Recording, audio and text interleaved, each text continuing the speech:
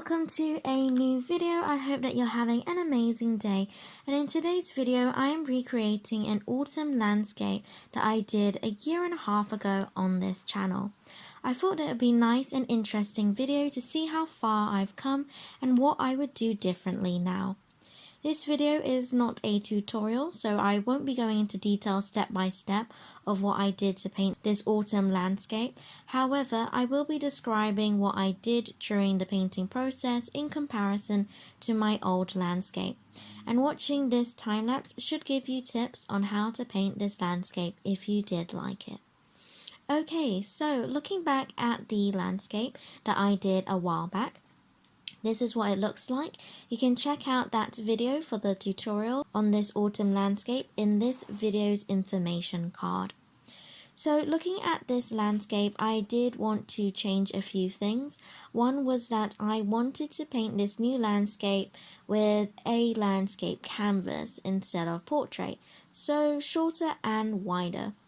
Painting my landscape within a portrait scale in my old landscape meant that the trees were squashed together and made it hard to tell the trees apart, which I wanted to fix in this current painting. The second thing was that I wanted to use more than one reference photo and change the composition. So in my old landscape, I had used a reference photo that I took using my phone, and I didn't make any major changes to the composition. This time I used two references that I found online and drew a sketch of what I wanted the landscape to look like before painting, which is something I didn't do previously. Doing a sketch first, especially for a landscape, is incredibly helpful when you are changing the composition, getting inspiration from multiple images. It allows you to play around, move things, and get a mental picture before you paint, as with watercolor, you don't have many chances to undo once you've already committed. Another thing that I did differently was that I actually wanted my sky to have a bit of blue. I remember in my reference photo for my previous autumn landscape, the sky was white as it was cloudy, and for whatever reason, I painted the background yellow and green. Now, this would be fine if you wanted to suggest that in the background there was more trees, but my background was majority the sky, and I painted it the same color as my trees. This made it a little bit more difficult to tell the trees apart, but also offered little space to let the trees stand out, as there is yellow and green throughout the entire landscape. You'll see in this painting that I don't paint each tree in the exact same way or with the exact same colors right next to each other. Just quickly before moving on with the video, if you are new to this channel, hello and welcome. I upload weekly Saturday watercolor and drawing tutorials for beginners, so if you want to have fun creating and learning with me, then don't forget to subscribe. Okay, moving on. For both, I did sketch out where the trunk would go so that I knew where to paint the leaves, but in this landscape I also lightly sketched the shape of the overall tree so that I could add my blue paint for the sky and it wouldn't clash with the warm colors for my trees, i.e. my yellows, oranges and my reds. Another thing that I did this time was that I made more use of wet on wet for the entire page in my first layer. So the first layer is to lightly map out the colors in different areas of the page. This layer is loose and it doesn't matter if the colors blend, as you're going to paint over it anyway.